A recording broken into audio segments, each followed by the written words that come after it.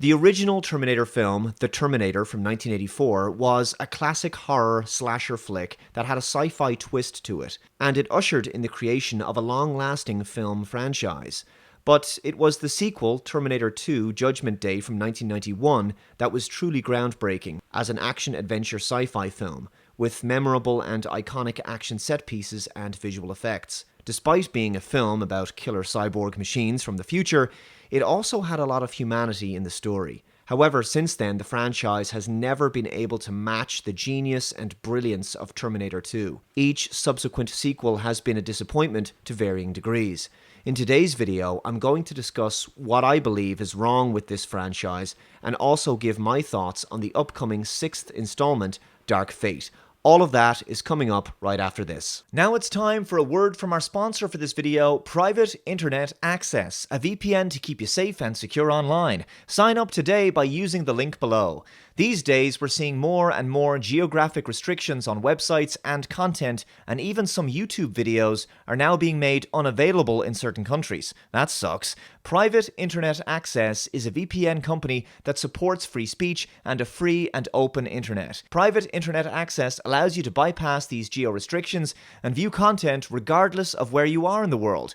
With just a few clicks, I can change my location to a different country and obtain a new IP address. Now I can see videos and websites that weren't previously available in my country. Furthermore, the software makes me totally anonymous online so that even my own ISP can't see what websites I'm visiting. My browsing history is completely private, and the software keeps no logs of my data. It even blocks malware, ads, and trackers, and is available for mobile and desktop operating systems. Sign up to Private Internet Access today by using my link in the description box below. You'll be helping to support my work, and you'll stay safe and secure online and bypass geo-restrictions. To explain what I think has been wrong with the Terminator franchise for a long time now, I think I'll refer to another famous sci-fi franchise that also employs time travel as a plot device, the Back to the Future trilogy. All three films are interconnected, but they also have their own unique story arcs. Even though Back to the Future 2 literally has scenes that take place during the events of the first film, it's still a very different film, with a complicated time travel paradox storyline all of its own. The third film is a straight-up sci-fi western, making it visually and tonally a big departure over the first two films.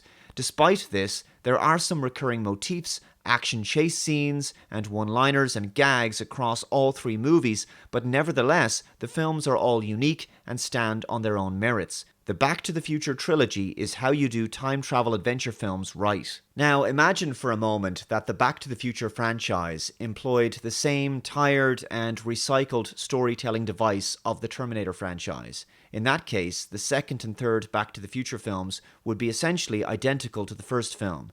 In Back to the Future 1, Marty is back in the 1950s, and he's trying to get his parents to fall in love to ensure that he and his brother and sister exist in the future. Well, imagine a Back to the Future 2, where Marty goes back to the 1960s and is once again trying to make sure his parents stay together for the same reason. Or in a Back to the Future 3, where he has to go back to the 1930s to make sure that two of his grandparents get together for the same reason. You can quickly see how tiresome and predictable this franchise would have been. And therein lies the problem with the Terminator franchise, which never truly recovered from the highs of Terminator 2 Judgment Day from 1991. With the exception of Terminator Salvation, which was certainly a departure, but unfortunately not a very good one, all the Terminator films since Judgment Day have essentially rehashed the same basic formula over and over. In the future, Skynet sends a Terminator back in time to kill a character who will play an important role in the Resistance. In Terminator 1 and Terminator Genisys, that important character is Sarah Connor, the mother of John Connor. In Terminator 2 and 3, that important character is John Connor, and the Resistance sends back someone to protect that important character. In Terminator 1 and Genisys, that's Kyle Reese. In Terminator 2 and 3, and also in Genisys, that character is a reprogrammed T-800 Terminator played by Arnold Schwarzenegger. Terminator 3 Rise of the Machines is extremely similar to Judgment Day. Terminator Genisys is more of a remake of the first two films, taking bits of both, being messy, unoriginal, and wreaking havoc on continuity and destroying the character of John Connor in the process because it made him the bad guy. In Genisys, Kyle Reese is supposed to protect Sarah Connor, but it turns out that he doesn't need to, because Arnold Schwarzenegger's T-800 was already sent back in time to protect her when she was just a child, and he's become a kind of father figure to her. And now she's an ass-kicking tough chick who doesn't need Kyle Reese to protect her like she did in the original 1984 Terminator film. Genesis was a franchise low point, and now it seems that the bottom of the barrel is about to be scraped, as the same basic plot device is to be used once again for Terminator Dark Fate with only a few minor tweaks here and there.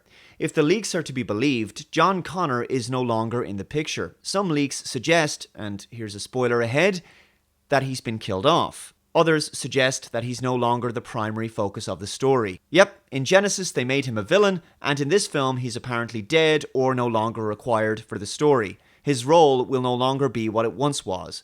Judgment Day is still going to happen, and Sarah Connor is alive again, because the Terminator franchise now has an even more complicated and inconsistent continuity than the X-Men and Star Trek franchises combined.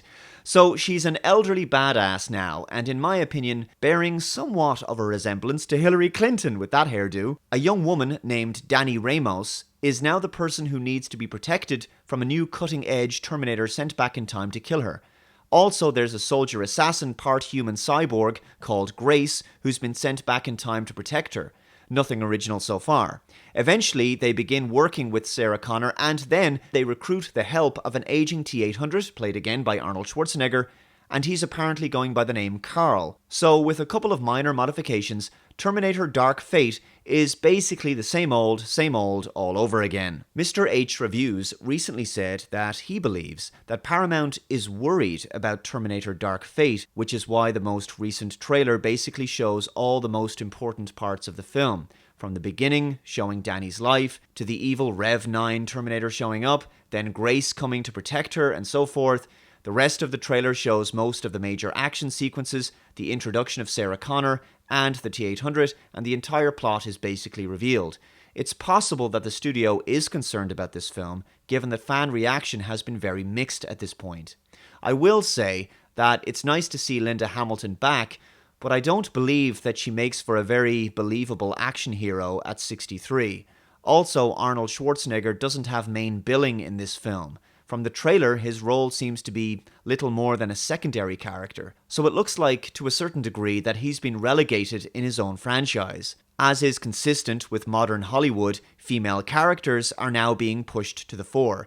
We have 2 female ass-kicking protagonists this time, and Dani is also being trained to become an ass-kicking tough chick herself. John Connor, the future leader of the Resistance and savior of mankind, now has to be replaced in that role by a woman, and she's not exactly convincing as a future military leader. Natalia Reyes, who plays Dani, is 5'1", and she doesn't exactly look all that imposing as a potential action hero. But Dave, there's no correlation between muscle mass and physical strength. You're just reinforcing oppressive gender stereotypes. I'm done running. I'm gonna stand and fight. Oh god, that was cringy. That wasn't even remotely convincing. It was bad enough in Terminator Genesis that we had Emilia Clarke at 5'2" playing Sarah Connor. I wasn't convinced by her as a female warrior, but a young Linda Hamilton in Terminator 2 was convincing as a warrior in the same way that Sigourney Weaver was as Ripley in the Alien films. Now, back in July, there was this Variety article. Terminator Dark Fate director, why Mackenzie Davis will scare the F out of misogynists. Mackenzie Davis plays the character of Grace. Director Tim Miller said, "If you're at all enlightened, she will play like gangbusters. If you're a closet misogynist, she'll scare the F out of you, because she's tough and strong but very feminine." Could have fooled me. But did not trade certain gender traits for others. She's just very strong, and that frightens some dudes. You can see online the responses to some of the early shit that's out there. Trolls on the internet. I don't give a f***. Well, Tim, I guess I'm just too insecure about my masculinity to go and pay to see your film. Actually, Terminator fans are not afraid of a strong and tough female character, hence the reason they always loved Linda Hamilton's Sarah Connor in Terminator 2. What audiences have become sensitive to in recent years is forced diversity and identity politics. For example, the massive box office failure that was Ghostbusters 2016, when the entire cast was made all female. Since then, we've had an all-female Oceans film, and so there was an obvious reaction and concern when the very first publicity photo for Terminator Dark Fate was this one, released last year. Now, regardless as to whether the film is politically correct or not, I don't like this attitude from a director. And when this film underperforms at the box office, I wonder, will the filmmakers have a long look at themselves, or will so-called closet misogynists get the blame for this film's failure? The job of a Hollywood filmmaker is to get as many butts in seats in movie theaters as possible. This kind of reaction from Tim Miller is very off-putting, and it's going to alienate people, including, potentially, some long-time Terminator fans. Putting everything else aside, the trailers themselves don't make me want to go to see this film. Even though I really didn't like Terminator Genisys, at least there were elements of the trailers that made me want to go to see the film in the cinema. But this Dark Fate movie just looks bad. In fact, I would say some of the CGI effects just look cheap, even though this is a very expensive movie, although it's possible that some of the effects just aren't finished yet. I don't think the action scenes look all that inspiring, and we know the storyline is basically the same old Terminator plot, but with a few tweaks and modifications here and there. So this film has, potentially, several problems working against it. Firstly, it seems to relegate Arnold Schwarzenegger to more of a secondary role. It appears like it does a major disservice to the character of John Connor for the sake of pushing a new female heroine, and finally, it's essentially the same premise as 4 out of the last 5 Terminator movies. This is the reason why I believe that the Terminator franchise has hit a creative dead end and seems to be coasting on the memory of past successes. Terminator 2 Judgment Day was a milestone action movie that's now a classic. Every subsequent film has been okay or not great, and it looks like Dark Fate will be no different. Anyway, I will conclude this video here. Thank you very much for watching. Be sure to subscribe for more and hit the notification bell. If you enjoy this kind of content, you can help to support my work via Subscribestar or through my website. Take care, and I will see you in the next video. Bye-bye.